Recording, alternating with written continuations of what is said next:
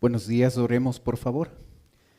Padre Celestial, queremos darte gracias, Señor, por el privilegio que nos das de poder reunirnos esta mañana para poder estudiar tu palabra. Pedimos tu guía y tu dirección en el entendimiento y en la aplicación de tu palabra a nuestra vida, Señor. Oramos en el nombre de Cristo Jesús. Amén. En su Biblia, por favor, Mateo capítulo 20.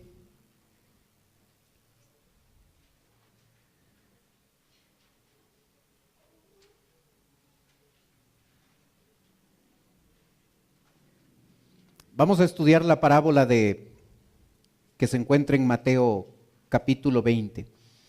Pero vamos a leer capítulo 19, versículo 27, por favor. Mateo 19, versículo 27. El versículo 27 dice: Entonces, respondiendo Pedro, le dijo: He aquí, nosotros lo hemos dejado todo y te hemos seguido. ¿Qué pues tendremos? Este versículo 27 es el contexto de lo que Jesucristo va a enseñar en la parábola que se encuentra en el capítulo 20. Mientras Jesucristo enseñaba, Pedro, como vocero del grupo, llega a acercarse a Jesús y le pregunta: ¿qué pues nosotros tendremos ya que lo hemos dejado todo? Cuando un creyente sirve al Señor, puede llegar un momento en su vida donde se pregunta: ¿qué obtendré por mi servicio? ¿Cuál es la recompensa? ¿Qué me van a dar por servirle a Dios? Puede ser que la mayoría, cuando piensa eso, no está pensando exactamente en dinero. Lo que quizás está pensando es que si yo le sirvo a Dios, Dios va a bendecir mi vida. Dios va a bendecir mi familia, Dios me va a dar salud, Dios va a encargarse de ciertos detalles que no están muy bien en la vida de mi familia. Dios va a prosperar mi negocio, Dios va a prosperar mi empleo. Y puede ser que el creyente, cuando piensa en la motivación o la razón de por qué le sirve a Dios o por qué le va a servir a Dios, puede ser que piensa en algún tipo de retribución, algún tipo de bendición que está esperando obtener. ¿Qué piensa usted cuando le sirve a Dios? ¿Qué pensamos nosotros cuando le servimos a Él? ¿Qué esperamos recibir ya que nosotros le servimos a Él? Teniendo en mente esa idea, Jesucristo les va a hablar acerca del servicio. Capítulo 20, versículo 21, les dice una parábola. Porque el reino de los cielos es semejante a un hombre padre de familia, que salió por la mañana a contratar obreros para su viña. Nosotros podemos observar que en ese tiempo era muy común, cuando llegaba el momento de la vendimia, llegar a contratar trabajadores extras, porque la producción de uva era tremendamente grande y se necesitaba otros obreros para que puedan trabajar. En el texto, el hombre, padre de familia, es representado aquí por Dios el Padre. Algo significativo en esta parábola es que la iniciativa para buscar a la gente, a los obreros que trabajen en su viña, empieza en Dios. Salió por la mañana a contratar obreros para su viña. Dios busca al no creyente. Dios busca a aquella persona que no conoce de Dios. Cuando una persona se acerca a Dios porque desea mejorar su vida o desea que las cosas espirituales tengan prioridad en su vida, debemos darnos cuenta que esto empezó no como una iniciativa personal. Dios ha permitido ciertas circunstancias, algunas de ellas difíciles, para así buscar a Dios. Romanos 3 enseña que ningún ser humano busca a Dios. Dios busca al hombre. Y Dios busca al hombre cuando éste todavía no le ha recibido a Cristo como Salvador personal. Pero también Dios busca ya al creyente para que éste pueda llegar a servirle a Dios. Es Dios quien va a tomar la iniciativa. Es Dios quien va a poner en el corazón de la persona que le sirva. Cuando era el tiempo de la vendimia, el trabajo aumentaba, la mano de obra escaseaba. El padre de familia que necesitaba más obreros para que se trabaje en su viña iba al sitio donde se ofrecía la mano de obra. Esto era la ágora o el mercado, la plaza central del pueblo. La jornada de trabajo constaba de 6 de la mañana a 6 de la tarde, 12 horas de trabajo. Nos rasgaríamos las vestiduras si propusieran en nuestro país trabajar un poquito más de 8 horas. En ese tiempo, la gente trabajaba 12 horas. Y por ese trabajo de 12 horas se pagaba un denario. Cuando se quería contratar obreros, se iba al mercado y se llegaba antes de las 6.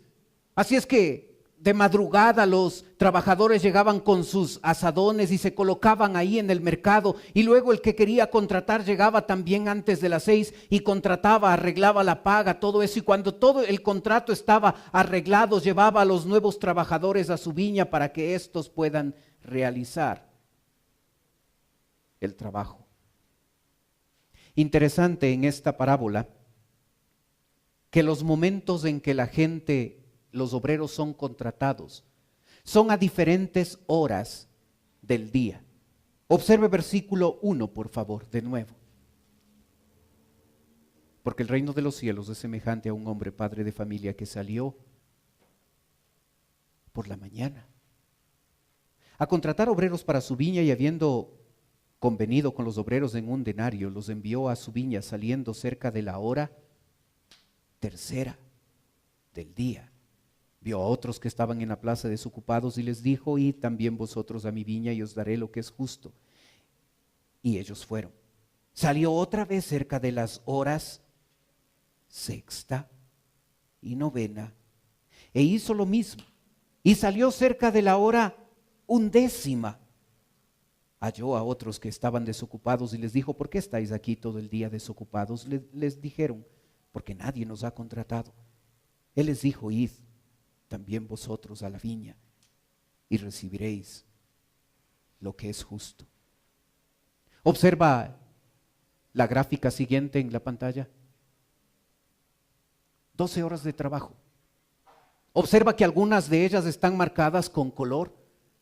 Son los momentos en que el padre de familia sale a contratar obreros.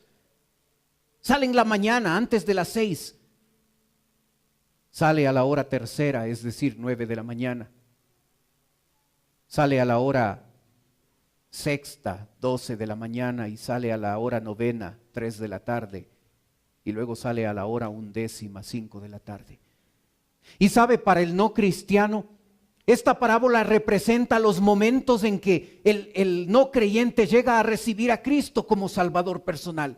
Dios continuamente está buscando a la gente sin Cristo. Algunos de ellos escuchan la voz, algunos de ellos se rinden al Señor, le reciben como Salvador, y la salvación para algunos llega en la niñez.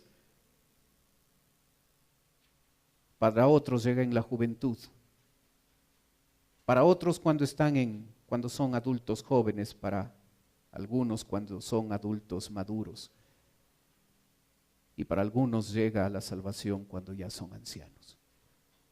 Diferentes momentos donde el incrédulo llega a conocer de Cristo. Pero este calendario no solo es un calendario que describe los momentos de salvación para el incrédulo, también nos habla a nosotros los creyentes, a nosotros los que ya somos hijos de Dios. Y Dios continuamente a través de su palabra nos está llamando para que nosotros de veras tomemos la decisión y lleguemos al punto de decidir servirle a Él. Algunos niños han tomado decisión de servir al Señor muy temprano, en la niñez. Otros en la juventud, algunos fueron de campamento la semana pasada y uno de los propósitos es que escuchen la voz de Dios y decidan servirle. Otros empiezan a servirle un poco más grandes cuando son adultos jóvenes y otros un poco más tarde cuando son adultos maduros. Y algunos cuando son ancianos. Uno de mis pasajes favoritos en el Antiguo Testamento es un pasaje que habla de un hombre llamado Caleb. Es uno de los 2 hombres que llegó por su fidelidad a entrar a la tierra prometida. Cuando entraron a la tierra prometida, este hombre, como dice el texto, tenía 40 años. Pasó el tiempo, la nación de Israel empezó a conquistar la tierra prometida. Y después de muchos años, después de 45 años en verdad, cuando Caleb ya tenía 85 años, este hombre se acerca a Josué, el líder del pueblo, y le dice, y aquí cito, dame pues ahora este monte del cual habló Jehová aquel día. Todavía existía una porción grande de tierra que debía ser conquistada por el pueblo de Israel.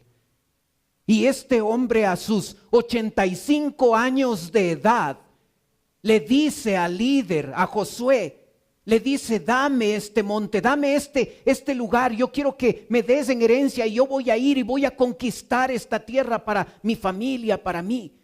A sus 85 años, cuando una persona pensaría que ya está en una época donde debe dar paso a los jóvenes, donde ya no es tiempo para servir, es tiempo para concentrarse en la salud y en los achaques y en todo eso, ya es tiempo para prepararse para partir al cielo.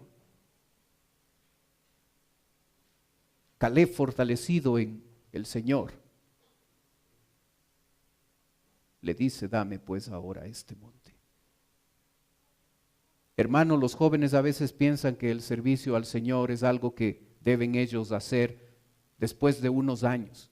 Al principio deben disfrutar la vida, deben gozar la vida y cuando ya estén un poco cansados, cuando sean viejos como sus padres, ahí servirán al Señor.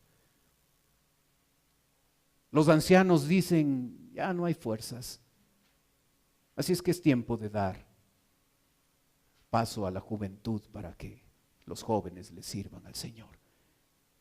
Y los 2 extremos postergan su decisión de servirle al Señor porque creen que no es edad.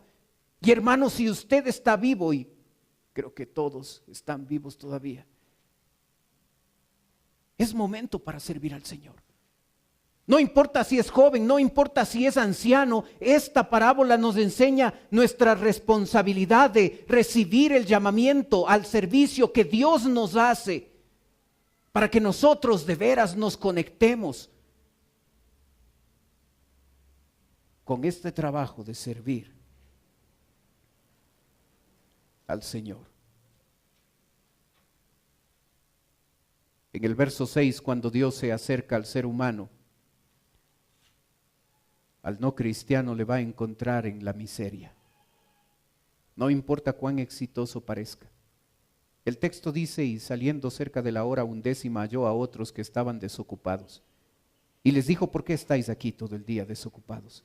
Le dijeron, porque nadie nos ha contratado. Y él dijo, id también vosotros a la viña y recibiréis lo que sea justo. El no cristiano está laboriosamente involucrado en muchas actividades, pero su condición espiritual es de desocupación. No hay propósito. No hay un propósito eterno. No hay un propósito que de veras pueda dar la gratificación que busca. El no cristiano está haciendo muchas cosas y tratando de mendigar en este mundo pequeñas porciones de felicidad. Se mete en actividades lícitas y algunas ilícitas para llegar a obtener la felicidad que busca, pero la condición de su alma es desocupación. Está vacío, aunque sonría, aunque parezca exitoso, aunque parezca feliz, está desocupado. Esta condición no solo es la condición del no cristiano, muchas veces es la condición del creyente también, quien al tener a Dios viviendo en él, llega a ponerse metas en esta vida, llega a realizar cosas importantes en esta vida, y en cuanto a su servicio al Señor, es un desocupado porque no ha decidido poner el servicio al Señor como una prioridad en su vida. Hace muchas cosas importantes. Llega a buscar en su negocio y en su empleo la realización personal. Y haciendo todas esas cosas importantes, se olvida de lo que es esencial, de ponerle a Dios y al servicio a Él como prioridad. Si usted observó, el versículo 7 utiliza el verbo id. Está en imperativo. Id también vosotros a la viña. Hermano, el servicio al Señor no es una opción. El servicio al Señor no es un tema de que me sobró tiempo y por eso yo voy a servirle a Él. El servicio al Señor es una orden. Es un mandamiento. Dios nos ordena, vayan a la viña, trabajen, sirvan a Dios. No es opcional. Y cuando el creyente llega a ser desocupado en las cosas espirituales, en el servicio al Señor, está no cumpliendo el plan de Dios para la vida. No está dentro de la voluntad de Dios, porque es la voluntad de Dios que nosotros le sirvamos a Él. No es una opción.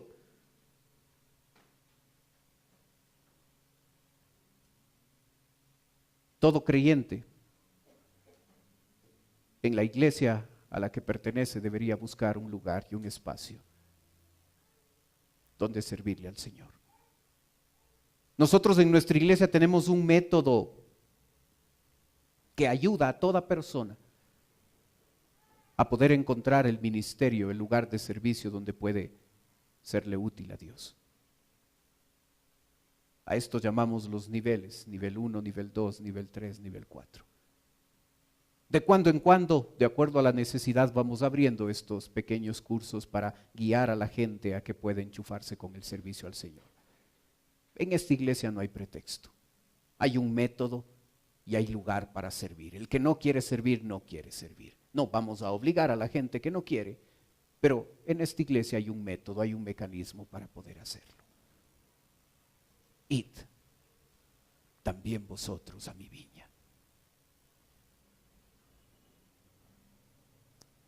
Un segundo principio que encontramos en esta parábola se encuentra en el versículo 8. El texto dice: cuando llegó la noche, el señor de la viña dijo a su mayordomo: llamad a los obreros y pagadles el jornal, comenzando desde los postreros hasta los primeros. Y al venir los que habían ido cerca de la hora 11, recibieron cada uno un denario.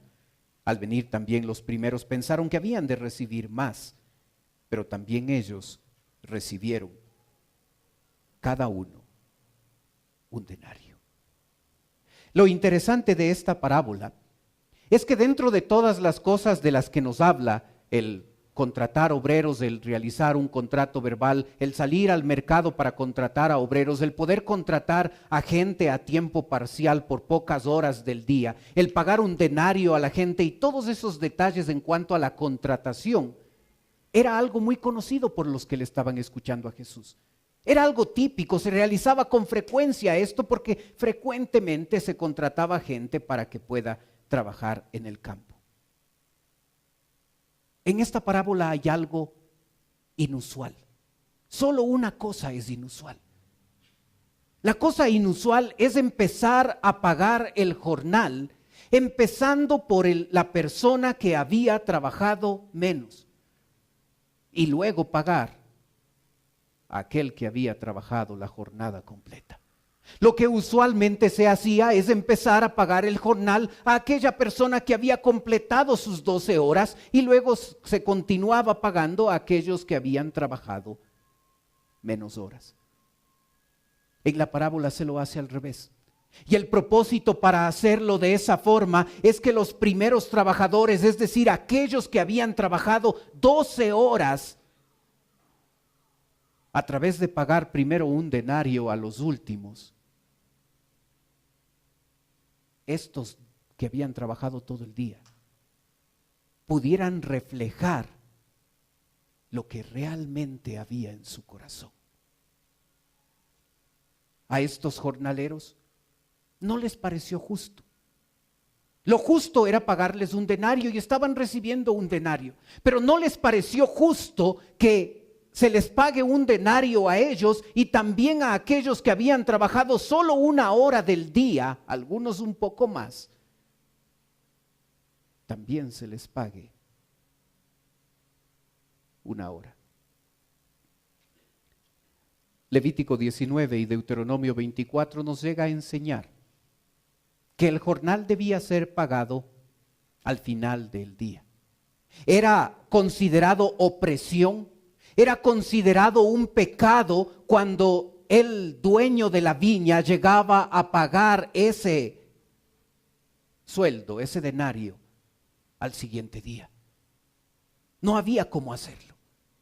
Se terminaba la jornada de trabajo a las 6 de la tarde y el dueño de la viña debía estar ahí cancelando el dinero a cada uno de los trabajadores. Eso es lo que se esperaba que se hiciese. Pero como usted observó en el versículo 10, todos reciben un denario. A todos se les paga un denario. A aquel que había trabajado 12 horas, a aquellos que habían trabajado menos horas, a aquel que había trabajado una sola hora, también a él se le paga un denario. Todos reciben un denario.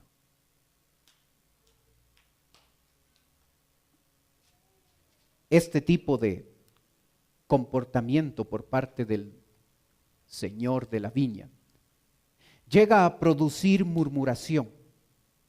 Lo vemos en el versículo 11 y 12 donde dice: y al recibirlo, murmuraron contra el padre de familia diciendo: estos postreros han trabajado una sola hora y los has hecho iguales a nosotros, que hemos soportado la carga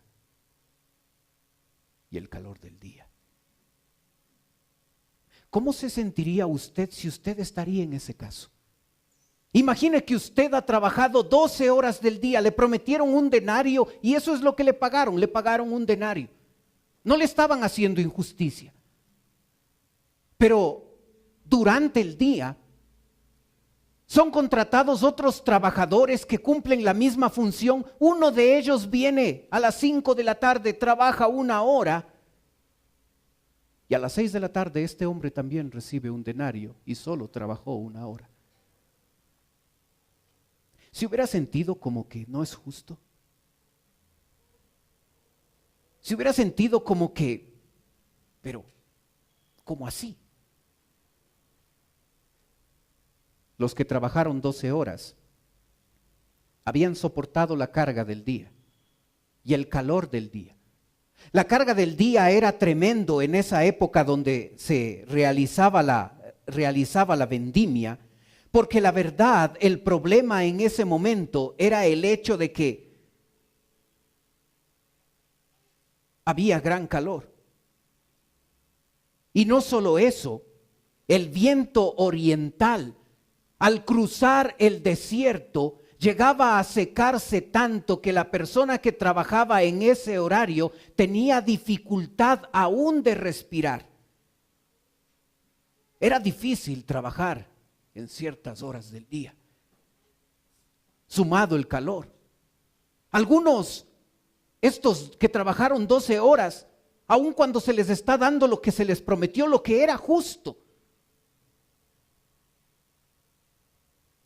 murmuran. Es un verbo fuerte, el verbo murmurar.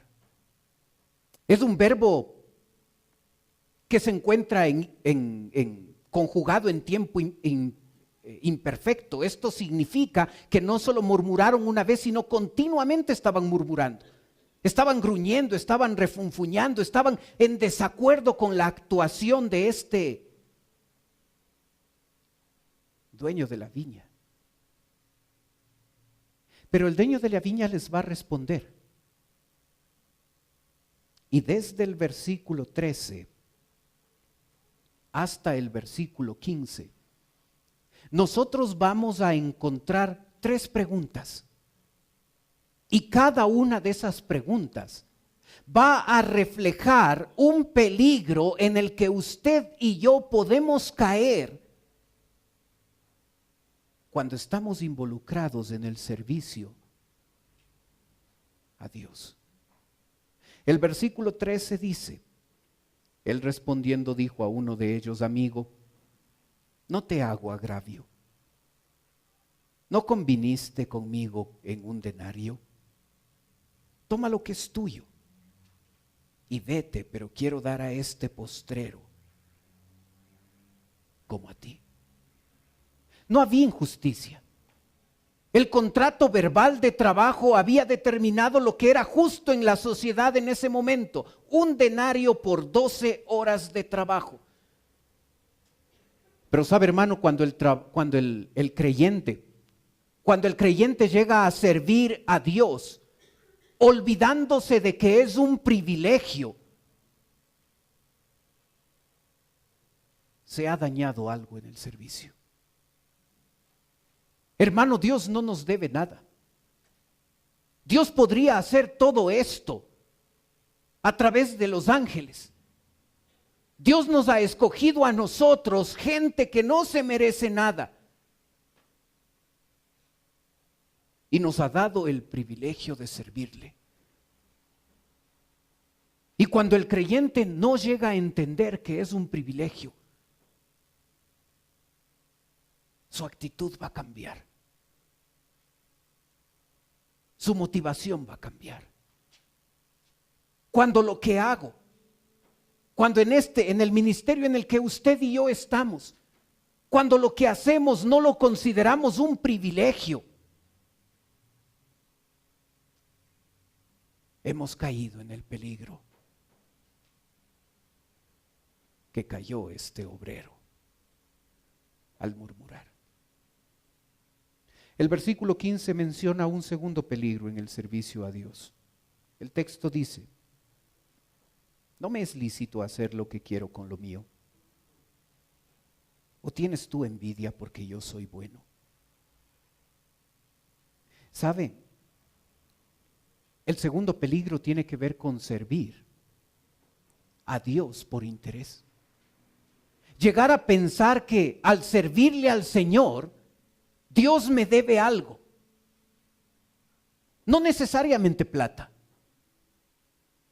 La mayoría de creyentes no necesariamente están esperando una contribución, un pago económico, una ofrenda por servirle al Señor. Pero a veces el creyente puede estar pensando: ya que le sirvo al Señor, Dios debe bendecir mi vida.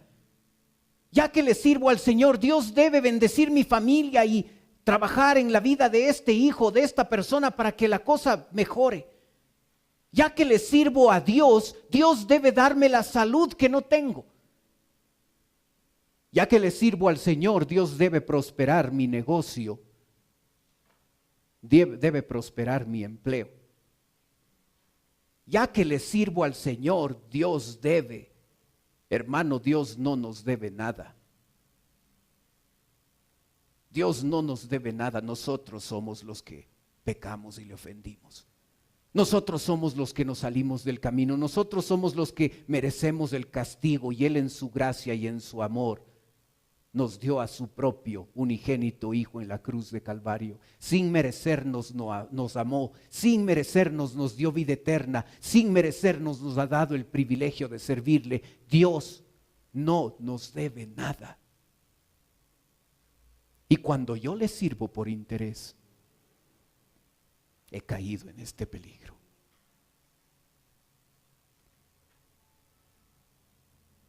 El verso 15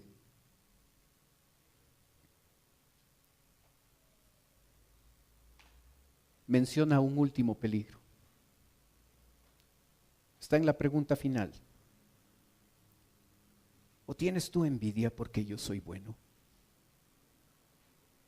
Y sabe, la murmuración de esta gente estaba encubriendo algo que no se podía ver a simple vista. Pero el dueño de la viña, Dios, el Padre que conoce el corazón, se dio cuenta cuál era el problema de fondo. Era un problema de envidia. Y como usted puede ver en la pantalla, esa frase que se traduce, o tienes tú envidia, la traducción literal de esa frase del original es, o es maligno tu ojo. El significado es que la envidia es un ojo maligno. Por los ojos entra el desagrado al contemplar el bien de los demás, y por los ojos sale el deseo del mal hacia otros. La envidia empieza en el corazón y se revela en cómo yo observo al otro. Cuando el otro prospera, cuando el otro mejora, cuando al otro le va bien, en mi corazón se anida la envidia. Observe Proverbios 27 en la pantalla. El texto dice, cruel es la ira e impetuoso el furor, mas ¿quién podrá sostenerse delante de la envidia?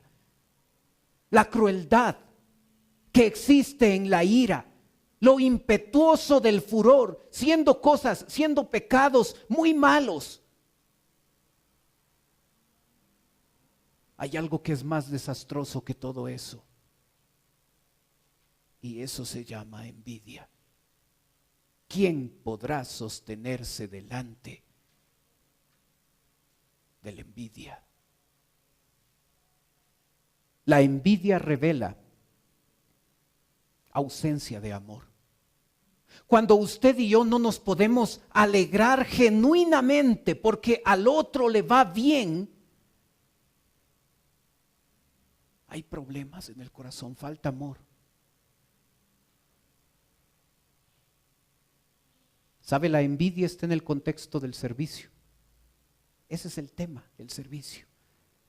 Y cuando yo puedo ver a mi hermano que le está sirviendo al Señor y veo que su ministerio o su vida empieza a prosperar y no me puedo genuinamente alegrar por él, hay un problema de envidia. Cuando mi ministerio no crece, no progresa, y cuando el ministerio del hermano progresa y va bien,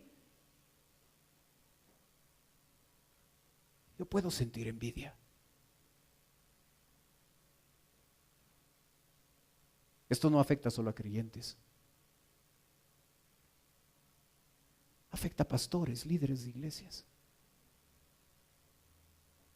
A veces la pregunta típica dentro de pastores es, ¿cuánta gente tienes en tu iglesia? ¿Cuántos diezmos hay?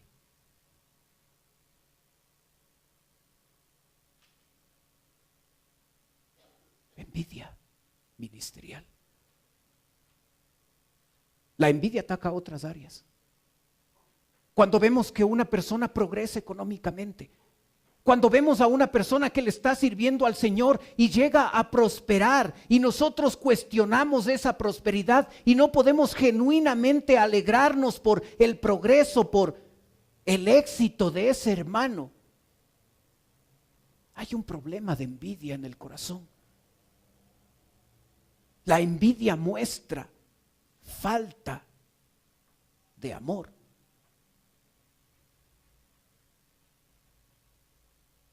¿Recuerda cómo empezó esta historia? El apóstol Pedro le dijo a Jesús: nosotros que te estamos sirviendo y que lo hemos dejado todo, ¿qué nos darás?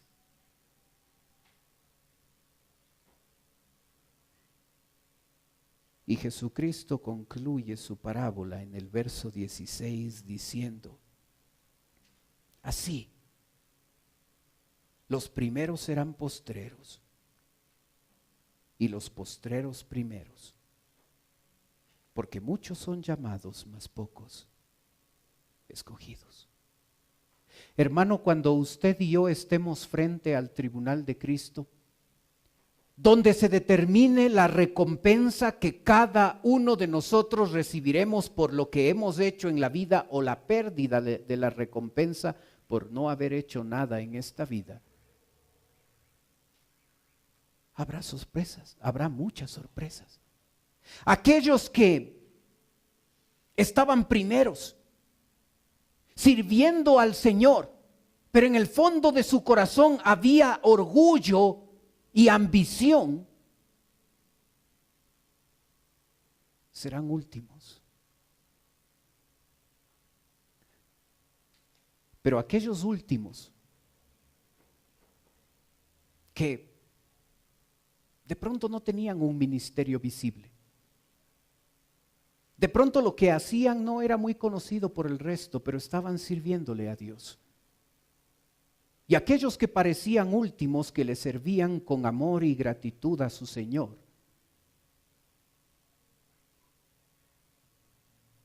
allí en el tribunal serán los primeros.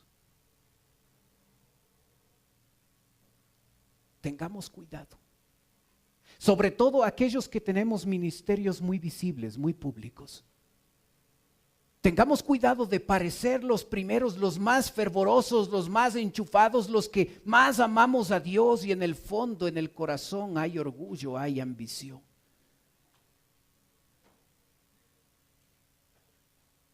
Porque en el tribunal de Cristo estaremos de últimos.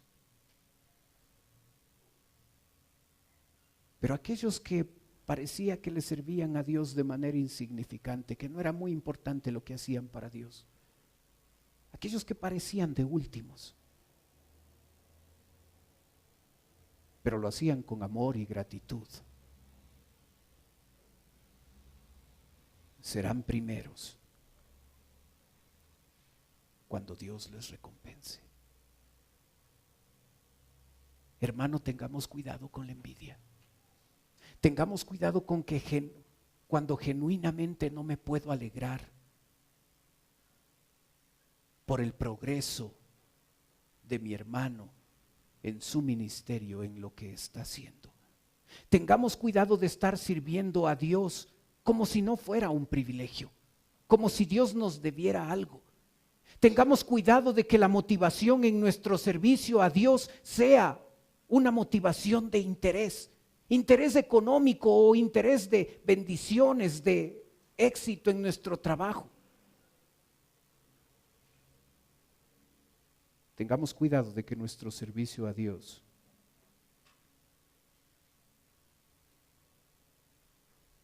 no revele en nuestro corazón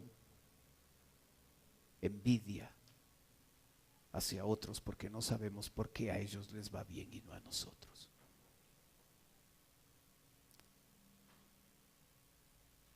¿Tienes problema con la envidia? Yo te sugiero que te tomes el tiempo, que nos tomemos el tiempo para evaluar nuestras motivaciones. Oremos.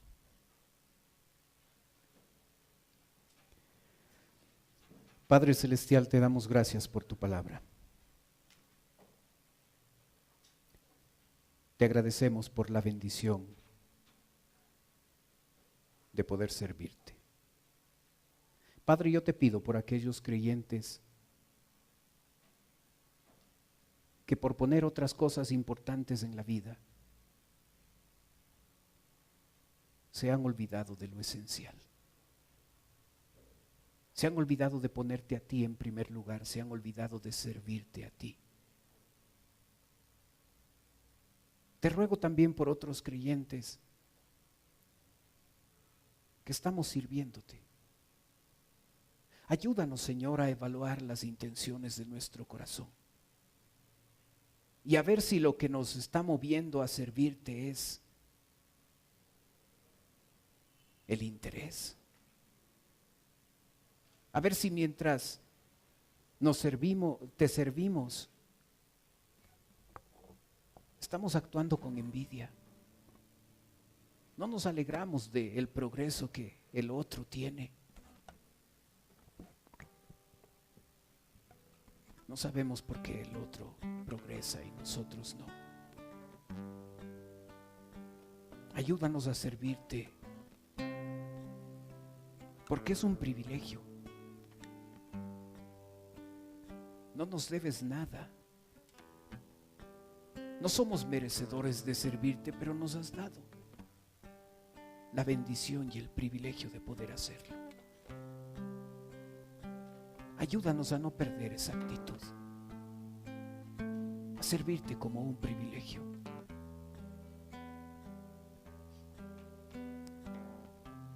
Mientras usted sigue orando, por favor.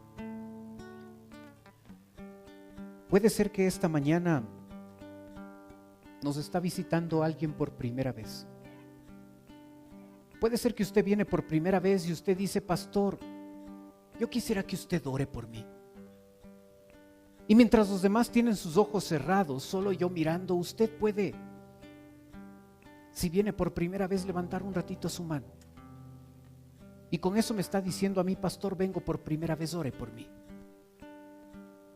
Gracias, veo su mano al fondo. Bájela nomás. ¿Alguien más por primera vez?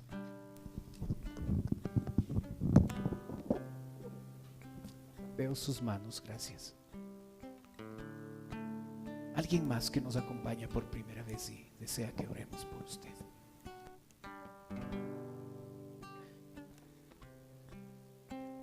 Para las personas que levantaron su mano, que nos están visitando, en un ratito yo voy a orar por usted, como le dije.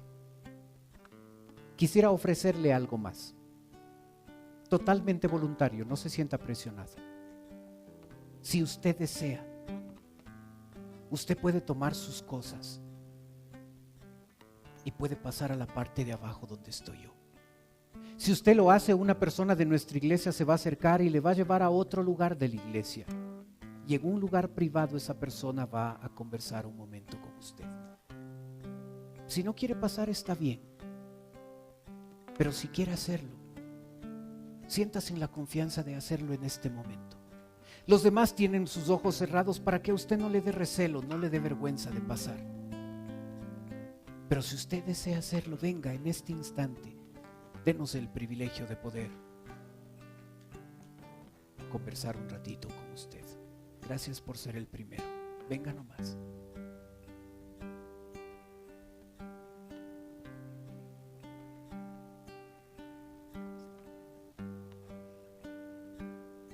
Venga nomás con toda confianza.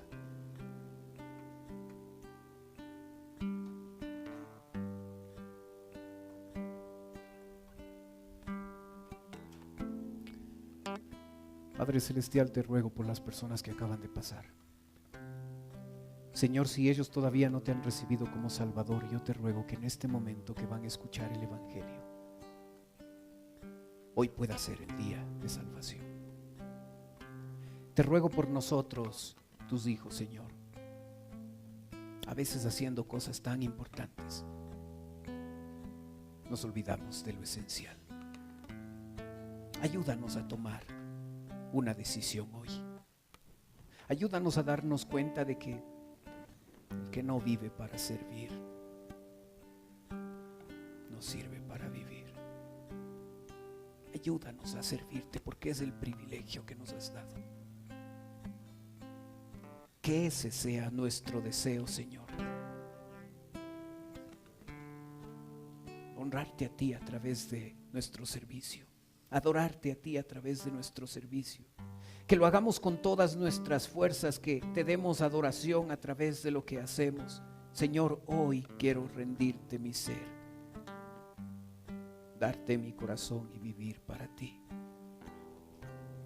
Quiero que en cada palpitar, mientras haya aliento en mí, usar estos pocos años que me has dado para servirte. Pido tu bendición, orando en el nombre de Cristo Jesús.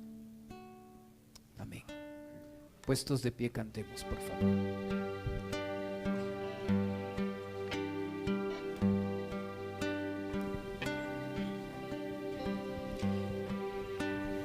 Este es mi deseo, honrarte a ti con todo mi ser, te adoro a ti.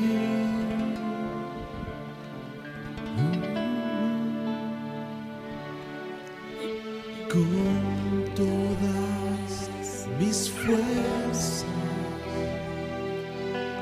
te alabaré.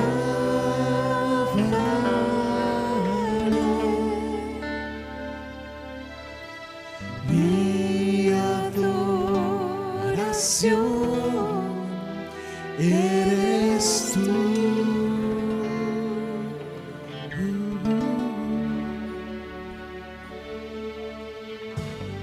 Hoy te rindo mi ser, te doy mi corazón. Yo vivo para ti en cada palpitar, mientras haya aliento en mí. Dios, haz tú. Hoy te rindo mi ser. Hoy te rindo mi ser, te doy mi corazón. Yo vivo para ti en cada palpitar, mientras haya aliento en mí. Dios, haz tu obra en mí. Este es mi deseo, este es mi deseo, honrarte a ti con todo mi ser, te adoro a ti.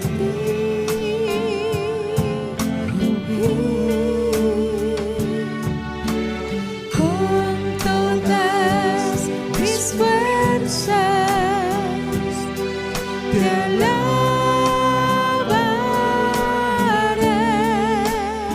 Mi adoración eres tú.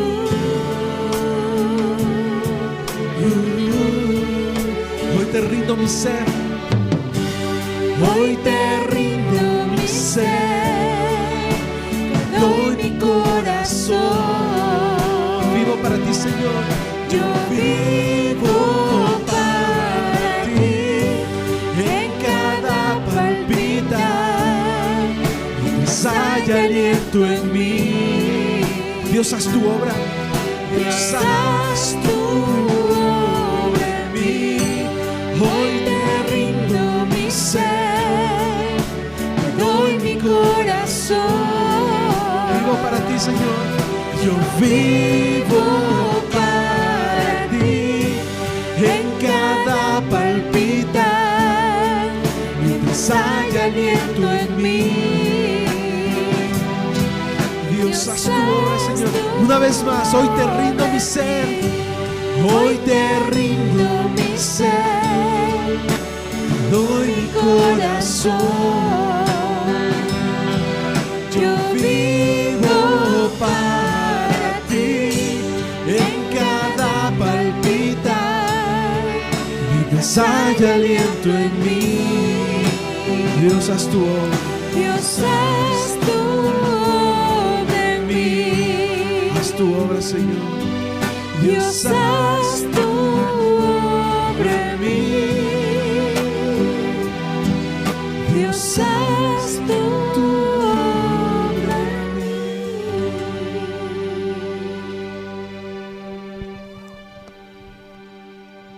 Amén.